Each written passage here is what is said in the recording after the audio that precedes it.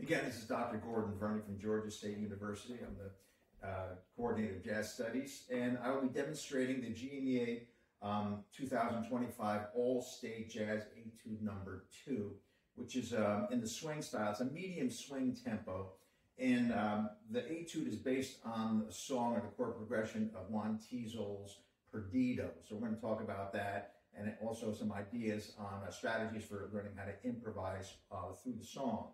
So remember that these markings, these phrase markings, are not necessarily for slurring, so we have to make some decisions about which notes we're going to tongue, which notes we're going to slur, if there's any ghosted notes. So we want it to sound as authentic as possible. How would Lee Morgan play it? How would Blue Mitchell? How would Clifford Brown would? How would they have played it? Which notes would they have accented? So we have to think about the slurs and and the notes that are tongue. So articulation is the key to this particular etude. So I'm going to play it at tempo, and then I'm going to have one of my colleagues accompany me for a second on Perdido, and you'll see that this fits perfectly. This fits right over the chord changes to Perdido. So here we go. And I'm about 150 beats a minute.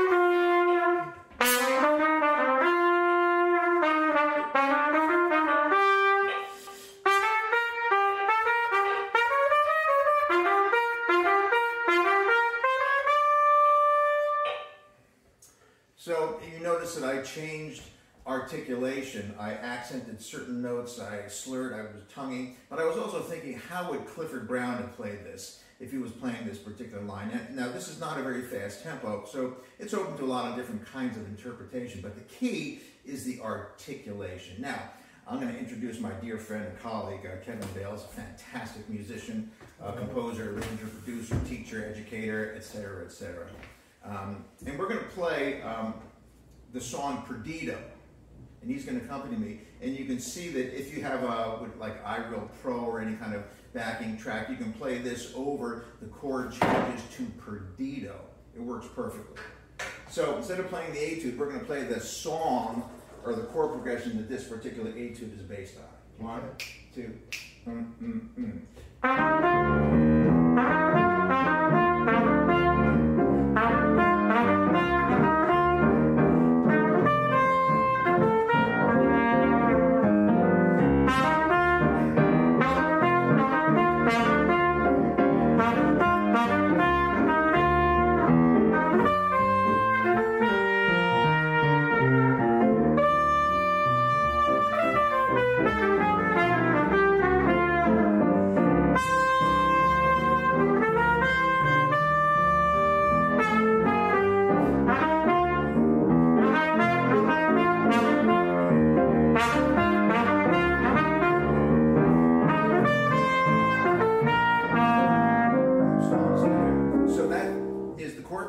Now, I'm going to play part of the etude, and Kevin is going to play Perdido. We're just going to play the A section. You see how easy this fits right over Perdido. 1, 2,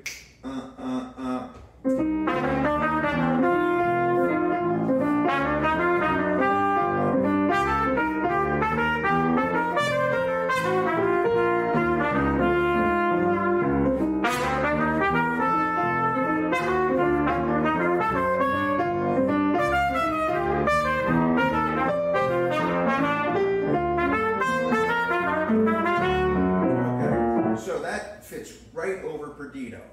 So what you can do is you can find a recording of someone playing Perdido. There's probably 5,000 of them out there, from the original from the Duke Ellington Orchestra to some great ones with just jazz quartets and quintets. So listen to recordings of Perdido to get ideas for when you go to improvise. Now I will say on this particular song, on the fifth measure, it has E minor 7 to A7. We have to add one note to that. We have to add a flat 9. So make sure that if you're playing the fourth measure, so in order to get to that D minor chord, we have to approach it with a altered 5 chord, which is an A7 with a flat 9. Make sure that there's a flat 9, a B flat, and a C sharp, because that'll take you right back to D minor. So why am I saying that? Because when I listen to young students improvise, and when they don't listen really carefully to the original recording and don't catch these very nuanced approaches to improvisation, I can tell that they're not doing their homework. So it's really important that we look at the song, look at the chord progression, and I believe everyone is going to be asked to improvise a chorus over this song. So I'll play a chorus or two over it, and I'm going to keep it very, very simple. I'm going to be looking for my arpeggios and maybe some scales, but it's going to be very, very clear. But you'll hear that E half diminished to the A7 flat 9 when I come back on the fifth measure. Does that sound about right? Yeah, just right. Okay. 1, 2, 3, 4.